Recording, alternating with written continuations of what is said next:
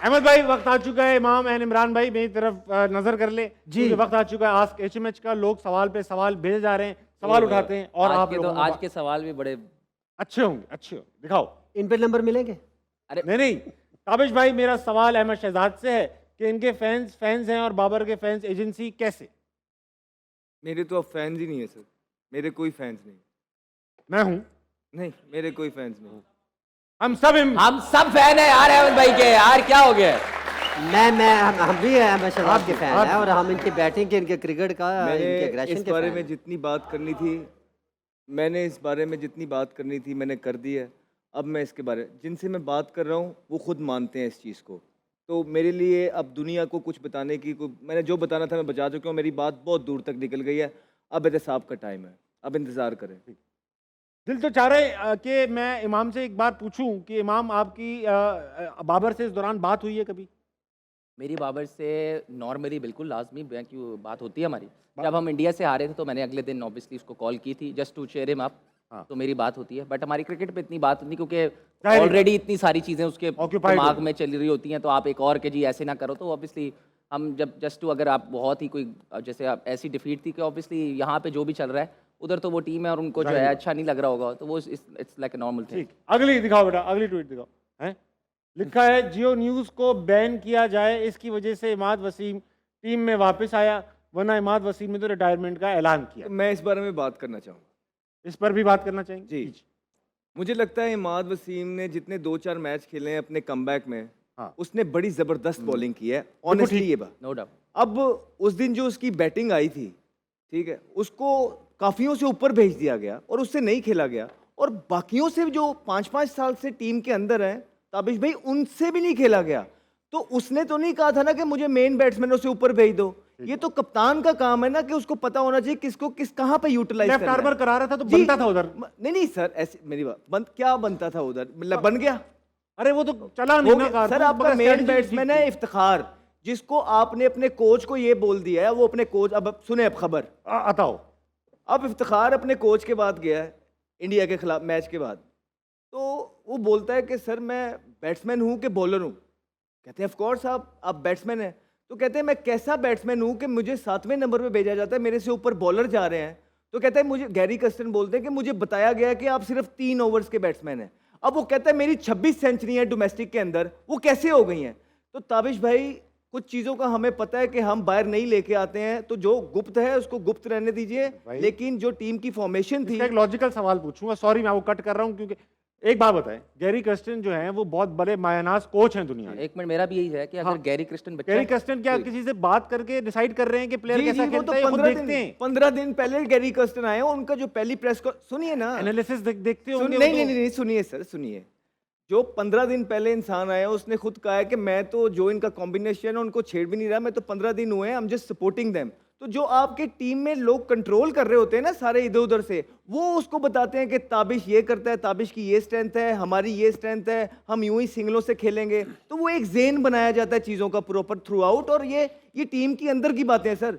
ये सारी चीज़ें जो मैं आपको बता रहा हूँ ये मैं अपने प्रॉपर वसाइक से कह रहा हूँ, आपको वसूख से ये बातें कर रहा हूँ। इमाम क्यों नहीं कह रहे ये बात? मुझे नहीं पता, मुझे लगता है कि इमाम को कहनी चाहिए।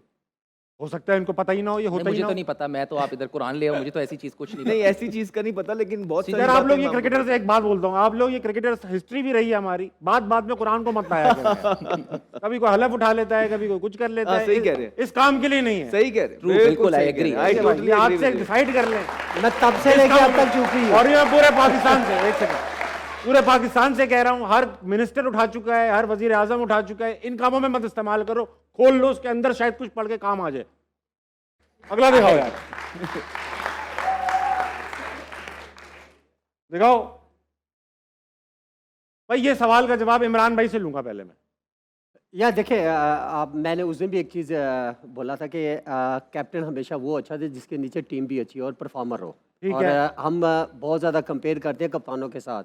देखिए, आप टीम भी तो उठा के देखें ना। मैं तो हमेशा से, देखिए, मैं हमेशा क्रिकेट के ऊपर बात करता हूँ इसलिए क्योंकि जो गलत है मैं उसके ऊपर बात करता हूँ। लेकिन एंड ऑफ द डे आप पूरे बैटर उठा के देख ले, मिडिल ऑर्डर बैटर नहीं है, ये मैं नहीं, सब लोग कह इससे रहे हैं। बेहतर कौन है कप्तान, ये बताइए। या देखे सरफराज डेफिनेटली उनकी कप्तानी में उसकी टीम देखे और वो जीता है, और वो जो कप्तानी उसने की है, चैंपियन ट्रॉफी जीती है, मैं उसको कैसे बुरा कह सकता हूँ। 60% लड़के जो अभी टीम में खेले इनकी कप्तानी में ही पैदा हुए हैं। अगर आज सरफराज को ये टीम दे के खिला ले तो फिर रिजल्ट आपके सामने आ जाएगा।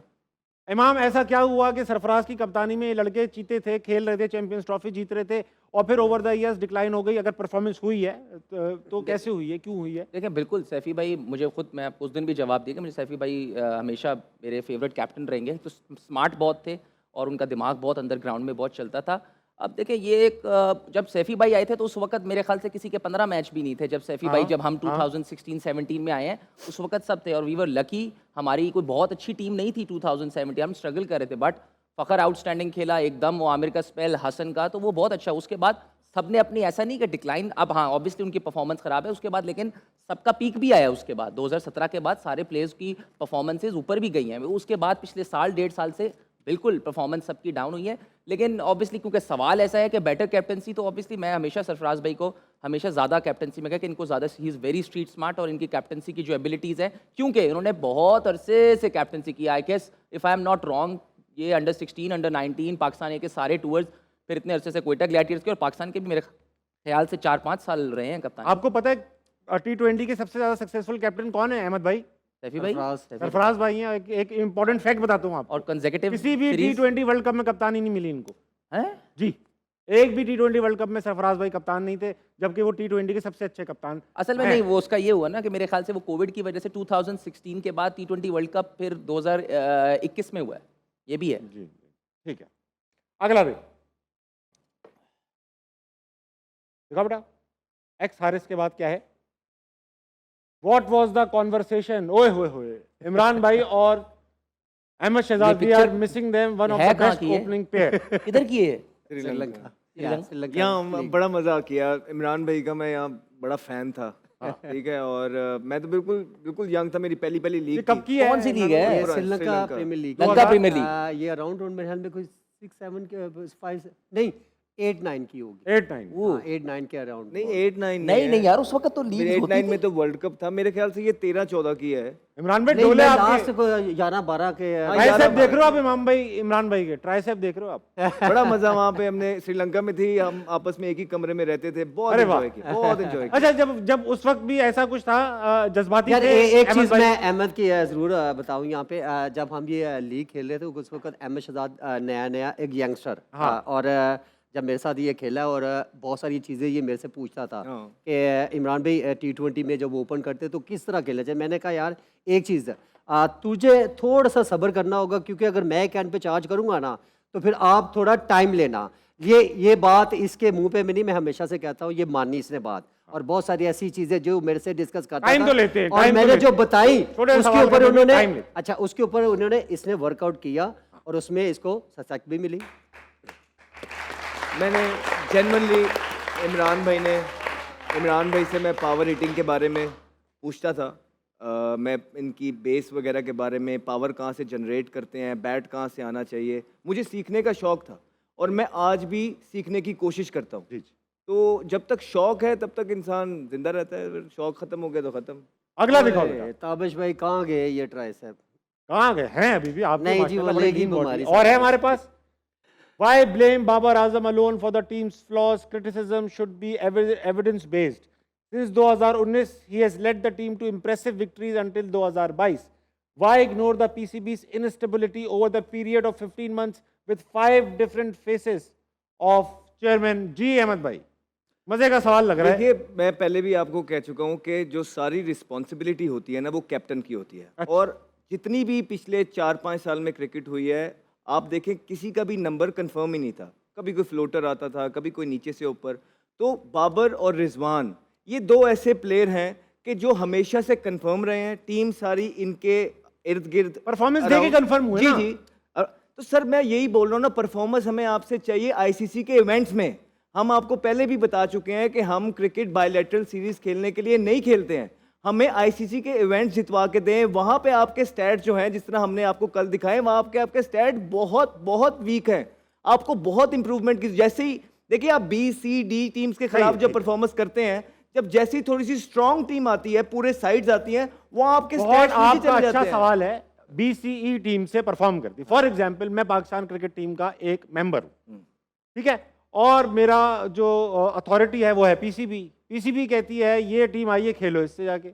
अब मैं क्या करूं, मार दूं Obviously, लड़के। अब सुन अरे लेना। दूसरी बात सुने, तो जाहिर ही बात है कि अचानक उन टीमों से खेलने के बाद मैं बड़ी टीम के पास चला जाऊंगा, तो ये गलती कप्तान की हुई या पीसीबी की? तो ये मैं सवाल यही आप- तो बोल रहा हूँ ना, तो फिर जब आप बी सी डी टीम्स के अगेंस्ट परफॉर्मेंसेस करते हैं और जैसी स्ट्रांग साइड आती है तो आप नहीं जितवा के दे पाते, आपके स्टैट बिल्कुल ऑर्डिनरी है, तो फिर Agree हो आप, गया। आप किंग नहीं हैं। अरे किंग की बात कैसे हो तो गई? यही बोल रहा हूँ, आपने जो किंगशिप फैलाई हुई है सोशल मीडिया पे, नहीं, आप एक अच्छे प्लेयर ठीक हैं, है। आपके रिकॉर्ड्स वनडे में बड़े जबरदस्त हैं, बहुत जबरदस्त खेलते हैं, लेकिन T20 में आप इवॉल्व नहीं किए, आप पीछे रह गए हैं। इसमें क्या गलत बात है इसको मानना?